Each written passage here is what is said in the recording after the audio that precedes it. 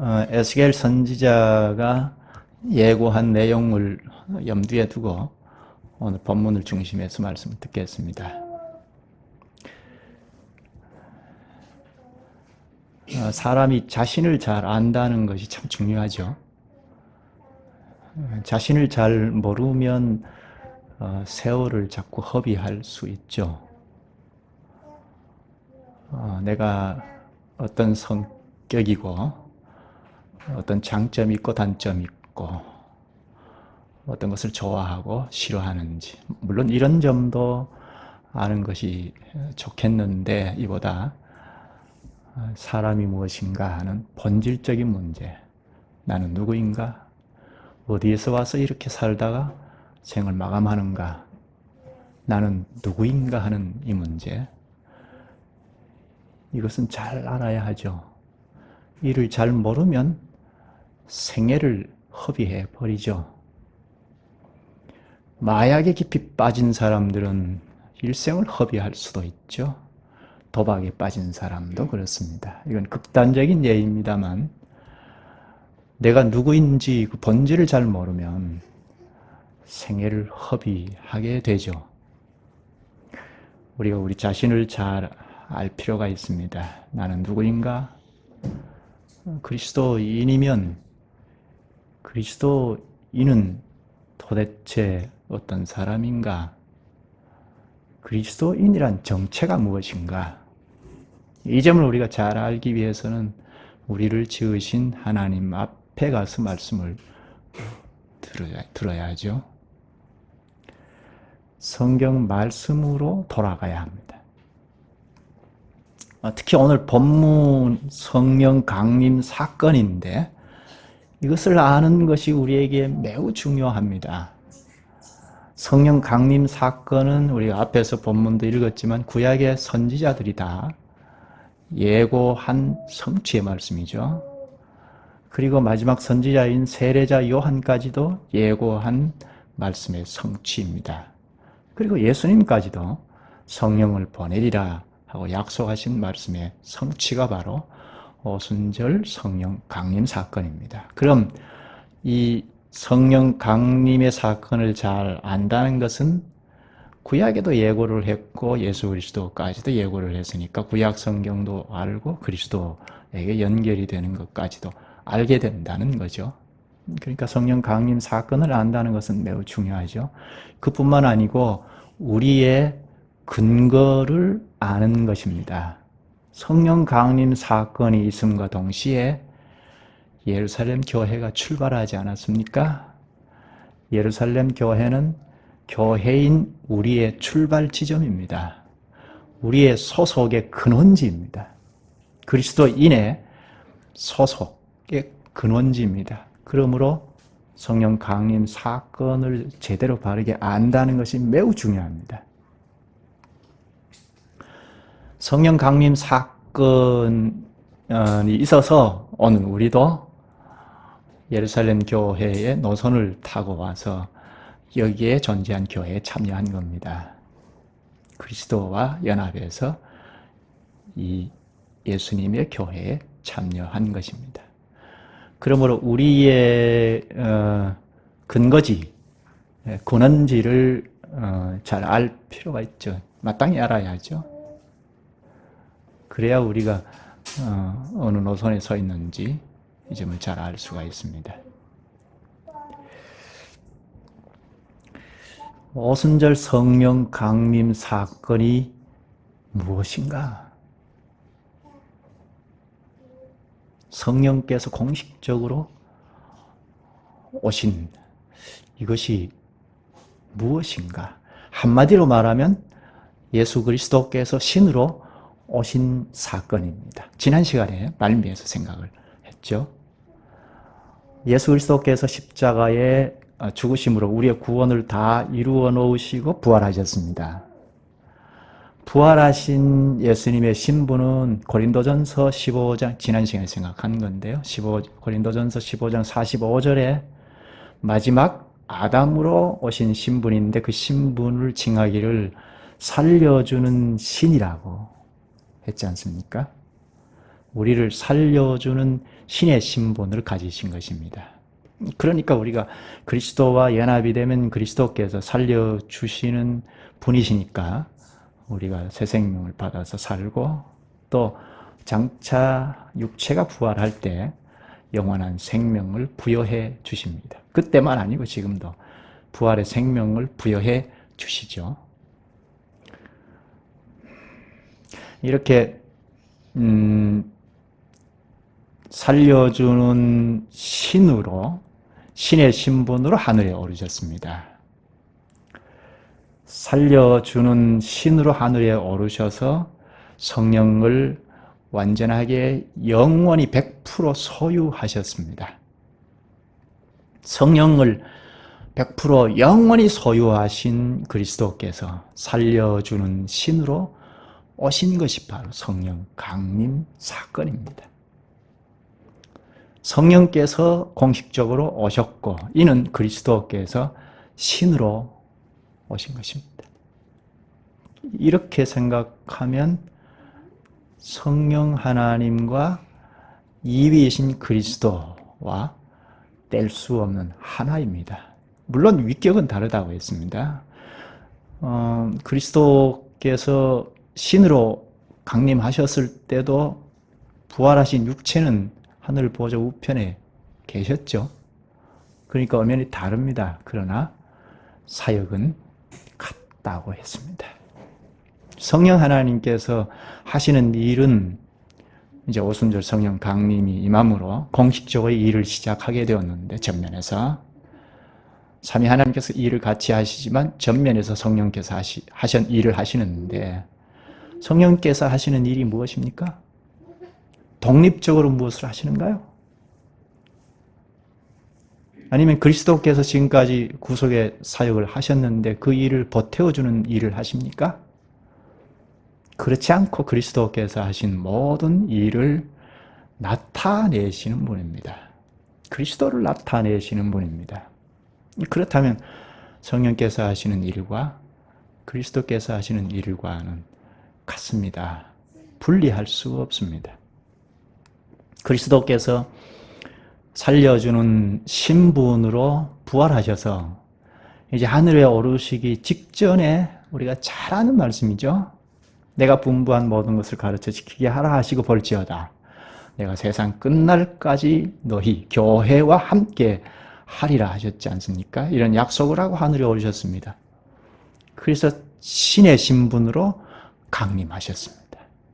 그래서 오늘도 우리가 신의 신분인 성령과 성신과 함께 하지 않습니까? 성령께서 교회와 함께 하십니다. 그 약속을 지금까지 지키시죠? 따라서 오순절 성령 강림, 이 일은 그리스도께서 십자가에서 성취하신 구속 사역을 기초로 교회 안에 오신 것입니다. 교회 안에서 활동을 시작하신 것입니다. 오순절 성령 강림이라는 것은 그리스도께서 신으로 오셔서 교회에서 활동을, 통치의 일을 시작하신 것입니다. 그리스도의 최상의 사역은 바로 오순절 성령 강림 사건입니다. 그리스도께서 높아지신 상태에서 성령의 능력으로 교회에 오셨습니다. 이것으로 그리스도의 사역은 완성이 되었습니다. 만약 그리스도 오순절 성령 강림이 없었으면 그리스도께서 사역하신 최절정인 죽음과 부활이 지금도 미완성 상태에 머물러 있을 것입니다. 그런데 성령을 부어주심으로 구속 사역을 완전하게 이루셨습니다. 그리스도께서 성신으로 교회에 오셨습니다. 혹은 삼위 하나님이신 성령께서 이제 공적으로 교회에 오셔서 사역을 시작하셨습니다. 왜 오셨는가?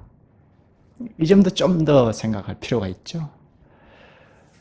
왜 성령 하나님께서 오셨는가? 혹은 그리스도께서 신으로 왜 오셨는가? 이건 잠시 후에 좀 생각하기로 하고, 오늘 사도행전 본문을 잠깐 짚을 필요가 있겠습니다. 사도행전 1장 1절, 2절은 예수 그리스도께서 사역하신 것을 말합니다. 그런데 누가복음의 요약이기도 합니다. 1절에 데오빌로라는 사람을 지칭하는데 이건 당시 실제 인물입니다. 당시에 어떤 책을 쓸 때 누구에게 증정하는 관례에 따라 데오빌로 이름을 들어서 사도행전을 쓴다고 합니다. 그런데 먼저 쓴 글에는 하죠. 먼저 사도행전보다 먼저 쓴 글은 누가복음입니다. 누가라는 사람이 누가복음을 먼저 쓰고 사도행전을 지금 써내려갑니다. 먼저 쓴 글, 누가복음이 무엇인가 하는 것을 가르치는데요. 그리스도께서 가르치기를 시작하실 때부터 승천하실 때까지, 하늘에 오르실 때까지의 기록이 누가복음의 요약입니다. 그럼 그리스도께서 가르치기를 시작하실 때가 언제죠? 지난 시간에 우리가 생각을 했죠? 세례자 요한이 세례를 베풀 때, 세례를 받은 직후부터이죠? 요한은 예수님께 세례를 베풀고 무대 뒤로 사라졌습니다. 이제 예수님께서 가르치시기를 시작하셨습니다.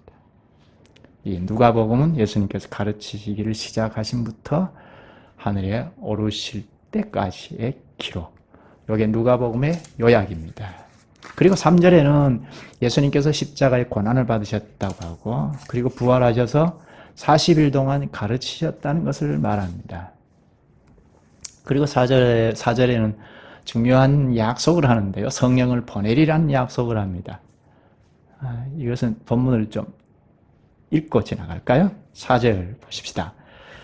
사도와 함께 모이사 그들에게 분부하여 이르되 예루살렘을 떠나지 말고 내게서 들은 바 아버지께서 약속하신 것을 기다리라.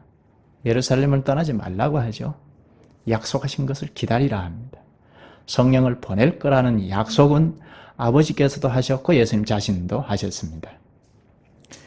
그리고 좀 내려가서 8절을 보죠. 우리가 잘 아는 말씀인데요. 좀 이것저것 생각하지 말고 성경에 있는 그대로를 좀 보십시다. 지금 그게 필요한데요. 오직 성령이 너희에게 임하시면 너희가 권능을 받고 예루살렘과 온 유대와 사마리아와 땅끝까지 이르러 내 증인이 되리라 하시니라.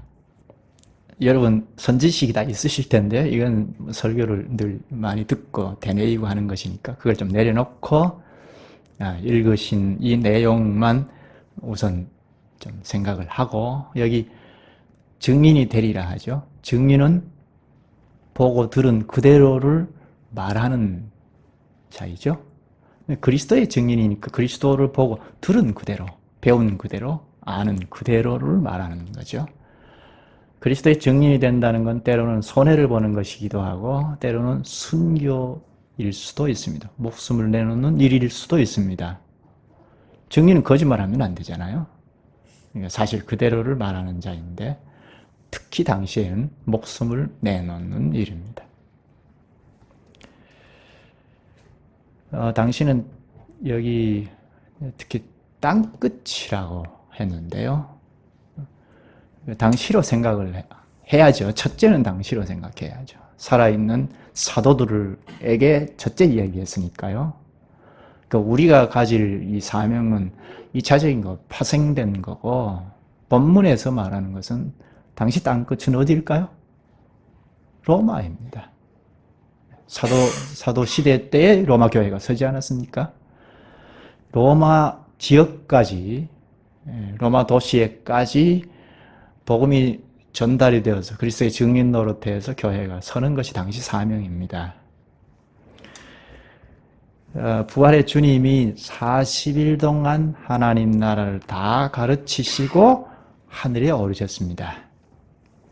9절부터 11절까지 보면 하늘에 오르신 주님을 제자들이 쳐다보고 있는데 흰옷 입은 두 사람이 이 예수는 하늘로 가심을 본 그대로 오시리라 합니다.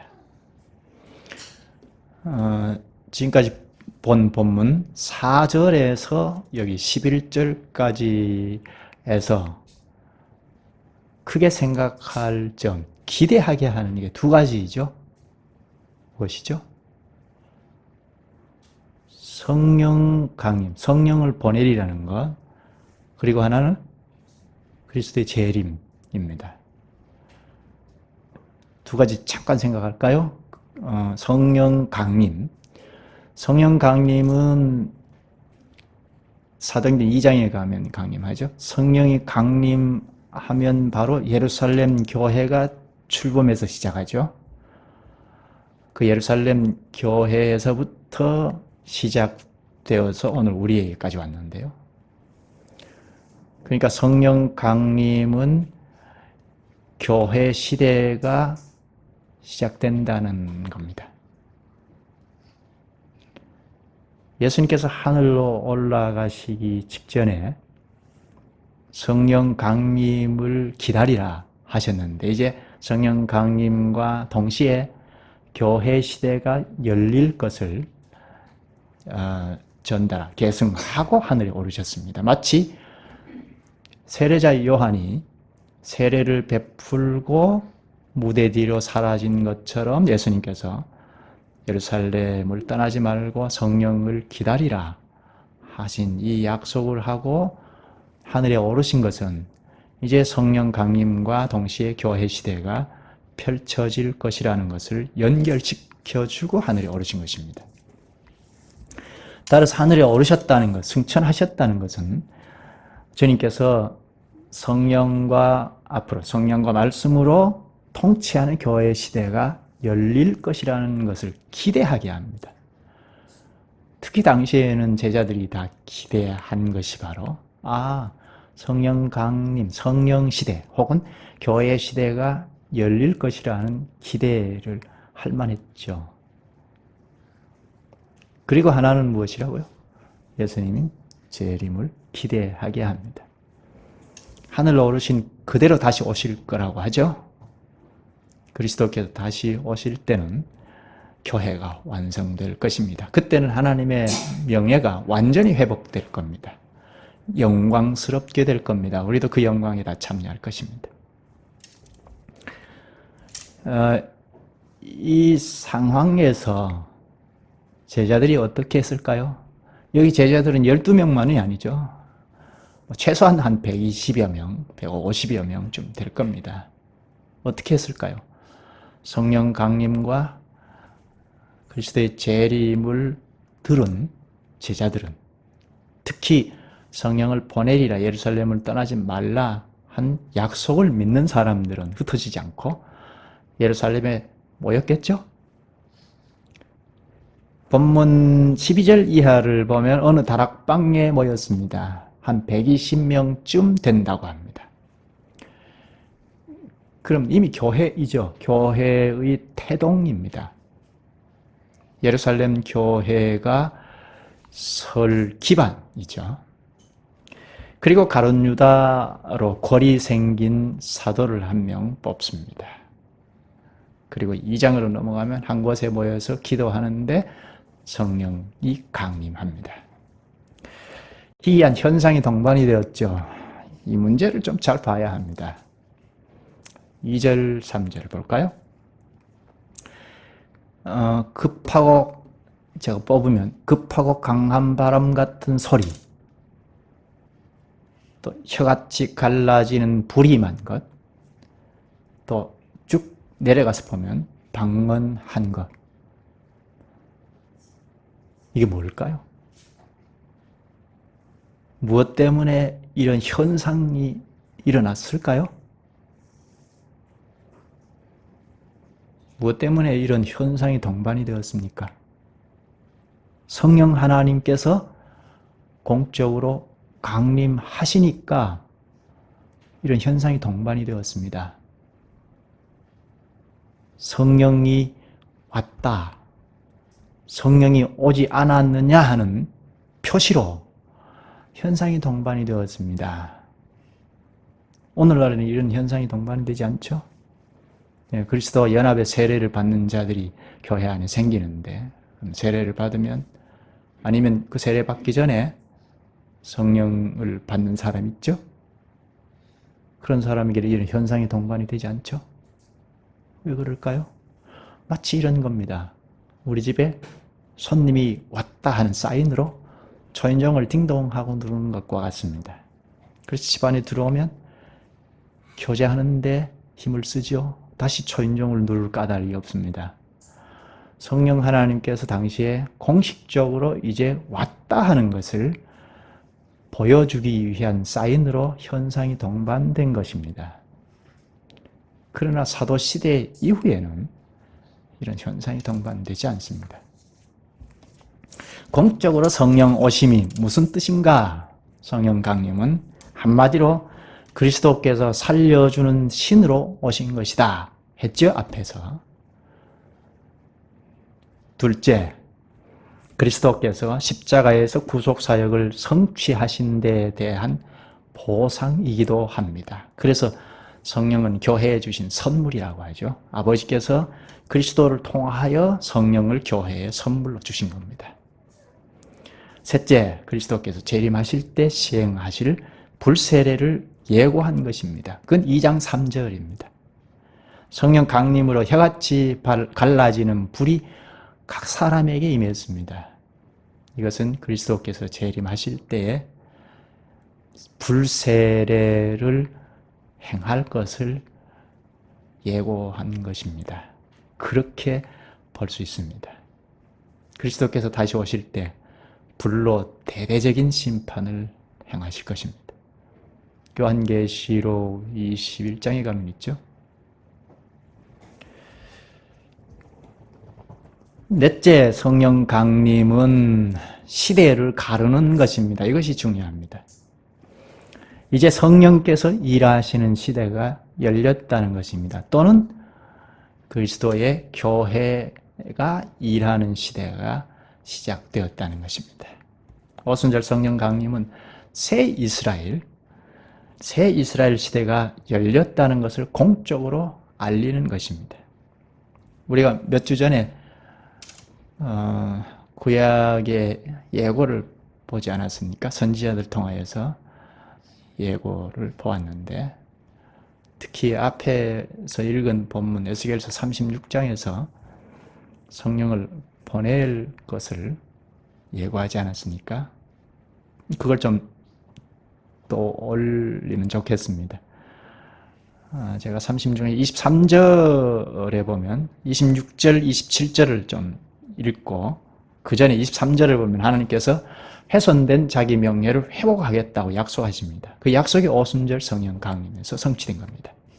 교회가 출현하면서 명예가 다 회복이 되었습니다. 바로 밑에 26절, 27절을 제가 읽겠습니다. 너희 육신에서 굳은 마음을 제하고 부드러운 마음을 줄 것이며 또 내 신을 너희 속에 두어 너희로 내 율례를 행하여 하리니 너희가 내 규례를 지켜 행할지라. 여기 굳은 마음을 제하고 부드러운 마음을 줄 것이라고 하고 또 신을 너희 속에 둔다고 하죠. 성령이 우리와 함께 한다는 건데요. 그리고 율법의 말씀을 행하게 하겠다고 약속하십니다. 이 약속이 오순절 성령 강림으로 성취되었습니다. 그래서 하나님 명예가 회복이 되었습니다. 과연 그렇게 되었는가? 본문을 집에서 읽고 오신 분들은 충분히 이해가 되실 텐데요. 굳은 마음을 제하고 부드러운 마음을 줄 것이라고 했는데요. 그리고 신을 너희 마음에 두겠다고 약속했는데요. 그래서 율법을 행하게 하겠다. 하나님의 말씀을 행하게 하겠다 하고 약속했죠. 과연 하나님의 명예가 회복되었는지 잠깐 후에 좀 보겠습니다. 지난번에 예수님께서 세례를 받으실 때 성령이 임했다고 하지 않습니까? 그래서 이제 성령의 능력으로 예수님께서 일하시는 주인공이 되셨습니다. 이처럼 이제 교회에 성령이 임함으로 교회가 성령의 능력으로 일하는 주인공이 되었습니다.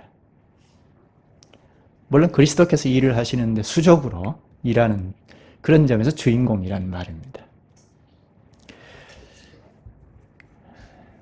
성령 하나님께서 무엇 때문에 오셨는가? 오신 목적, 오순절날 성령 강림의 목적이 무엇인가? 이 점도 아주 깊이 생각할 점이죠. 구약시대에는 다 사역을 위하여 성령이 임했다고 했죠. 그런데 신약에서도 이 점은 같습니다. 오순절 성령 강림의 목적도 첫째는 일을 위함입니다. 오늘도 성령께서는 우리와 함께 하시는 목적 첫째는 하나님의 일을 위함입니다. 사역을 위함입니다. 이 점은 구약과 비슷합니다. 그런데 구약과 전혀 다른 것은 구약시대는 특정인 몇몇 책에 성령이 임했죠. 그래서 그 일을 하도록, 능력 있게 하도록 했죠. 우리 시대에는 오순절날 성령 강림 때부터는 그리스도의 모든 지체들에게, 주님의 모든 백성들에게 성령이 함께 하십니다. 그래서 하나님의 일을 능력 있게 하게 하십니다. 성령이 임하자 과연 그렇게 되었는가? 오순절날 성령이 강림하자 어떻게 되었는가? 잠깐 좀 살펴보죠.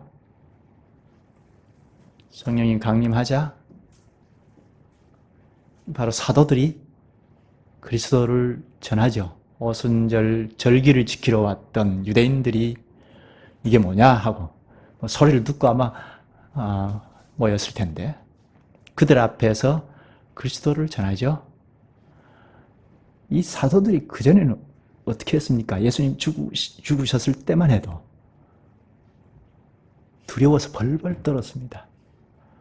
예수님을 십자가에 못 박아 죽여버린 그런 유대인들이 예수 편이라고 해서 자기들도 잡아 죽일까 두려워했습니다. 그래서 문을 꼭꼭 걸어 잠그고 있었습니다. 그런 사도들이었습니다. 그런데 성령을 받자 담대히 그 그리스도를 전했습니다.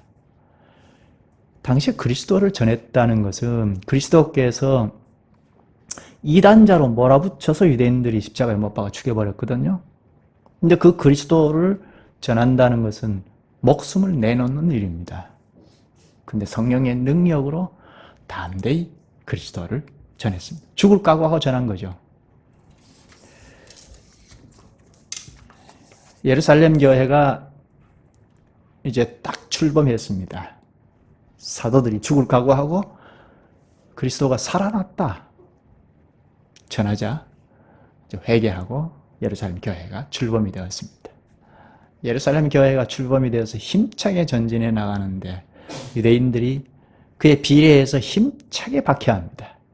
사정없이 박해합니다. 그러나 교회는 멈출 줄 모르고 그리스도를 전했습니다. 사도들이 전면에서 그리고 교회가 힘을 합해서 복음을 전했습니다. 사도들만 전한 것이 아니죠. 예루살렘 교회가 똘똘 뭉쳐서 기도하고 응원하고 그래서 복음을 힘차게 전하게 했습니다. 그에 비례해서 박해가 극심했습니다. 흩어지지 않으면 안 될 상황이 되었습니다. 그래서 뿔뿔이 흩어졌습니다. 그런데 흩어져서도 그리스도를 전하는 일은 멈출 줄 몰랐습니다. 결국 나중에 당시의 땅끝인 로마까지 복음이 전해져서 교회가 섰습니다. 이것은 사도들이 전면에 서고 그리고 교회가 동심 협력해서 나온 일입니다. 첫째는 예루살렘 교회가 똘똘 뭉쳐서 사도들을 지지하고 응원했습니다. 예루살렘 교회가 흩어져 버리니까 안디옥 교회가 똘똘 뭉쳐서 기도하고 응원했습니다. 그리고 소아시아 교회원들이 한 팀이 되어서 팀워크가 되어서 복음이 증거되기를 기원하고 힘을 합했습니다. 그래서 저 로마에까지 그리스도의 교회가 서게 되었습니다. 여기저기에서 그리스도인들이 동심 협력해서 한 팀워크를 이루어서 목숨을 걸고 그리스도를 전한 결과 로마까지 교회가 섰습니다. 오순절 성령 강림 목적은 첫째는 사역을 위함입니다. 둘째는 그리스도인들의 삶을 위함입니다. 이것은 구약 시대에는 없었던 일이죠. 신령한 삶을 위하여 성령께서 오셨습니다. 이제는 구약 시대와 다르죠. 모든 그리스도인들에게 함께 하시고 떠나지 않습니다. 영원히 함께 하신다고 했죠. 성령이 모든 지체들에게 임하여 하나님의 법을 지키게 했습니다. 성령이 강림하자 하나님의 말씀을 다 지킵니다. 그래서 하나님의 말씀을 지키면 거기에 하나님의 영예가 드러나죠. 과연 그런지 한번 보십시다. 본문 한 장 넘겨서 2장 본문을 좀 보죠. 2번 후반부를 좀 보겠습니다. 성령을 받고 율법을 지키었는지, 구약의 에스겔 선지자가 예고한 대로 굳은 마음을 제하고 부드러운 마음이 되었는지, 또 성령이 함께 하심으로 율법을 지켰는지, 그래서 하나님의 명예가 회복되었는지 한번 보죠. 2장 36절부터 보겠습니다. 베드로의 설교죠. 그런즉 이스라엘 온 집은 확실히 알지니 너희가 십자가에 못 박은 이 예수를 하나님이 주와 그리스도가 되게 하셨느니라 하니라. 너희가 십자가에 못 박은 그리스도가 살아나셨다 하고 전합니다. 목숨이 위태한 그런 상황이죠. 그리스도가 살아나셨다. 깜짝 놀랄 일이죠. 그리스도가 신으로 살아난 겁니다. 그리스도를 죽인 살인자들 앞에서 살아나셨다 하니 큰일 났죠. 이제 죽어라 하면 죽을 수밖에 없습니다.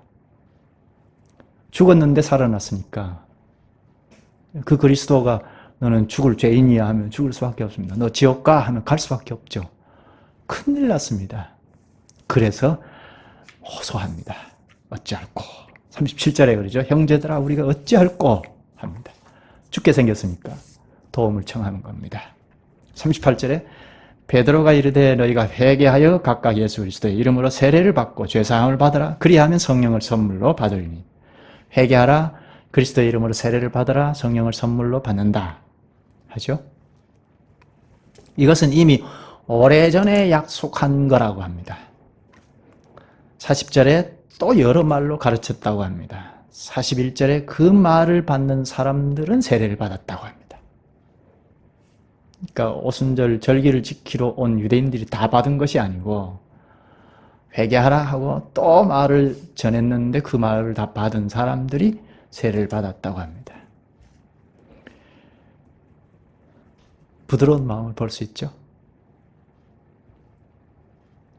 회개하라 하니까 뭔 소리냐 하지 않고 회개했습니다. 누가 회개하죠? 굳은 마음을 가진 사람들은 회개하지 않습니다. 회개한 사람들이 부드러운 사람들이죠. 또 세례를 받았습니다. 누가 세례를 받죠? 자기를 전부 내려놓고 부드러운 마음을 가지지 않는 사람들은 자기를 내려놓지 못하죠. 전부 내려놓고 이제는 그리스도의 종이다 하고 고백한 사람들이 세례를 받지 않습니까?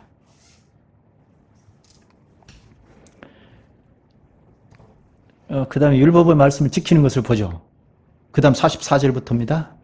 믿는 사람이 다 함께 있어 모든 물건을 서로 통용하고 또 재산과 소유를 팔아 각 사람의 필요를 따라 나눠주며 율법의 말씀을 지키죠. 율법의 핵심이 뭐라고 했죠? 율법의 핵심 사랑, 사랑이죠. 하나님 사랑하라, 이웃을 사랑하라. 여기 재산과 소유를 팔아 각 사람의 소유를 따라 필요를 따라 나누어 줬다. 이보다 더 큰 사랑이 어디 있습니까? 이 당시에는 먹고 사는 게 전 인생이 달려 있었습니다. 근데 있는 대로 다 팔아서 내놓았다는 것. 그래서 서로 나누어 가졌다는 것. 이보다 더 큰 사랑이 어디 있습니까? 율법을 지킨 사람들이죠. 이웃을 내 몸같이 사랑하라 하는 율법을 지킨 사람입니다.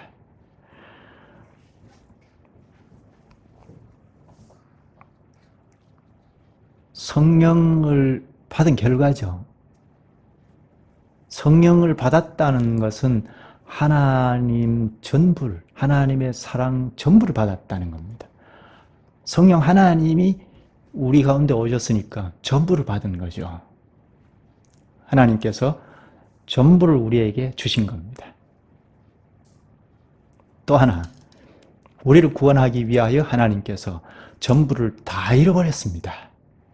독생자 예수 그리스도를 십자가에 내어주었다는 것은 다 잃은 겁니다. 이처럼 우리를 사랑하셨습니다. 이보다 더 큰 사랑이 어디 있습니까? 이런 사랑을 받은 사람이 사랑합니다.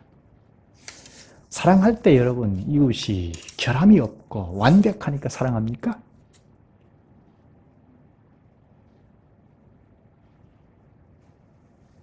그렇지 않죠?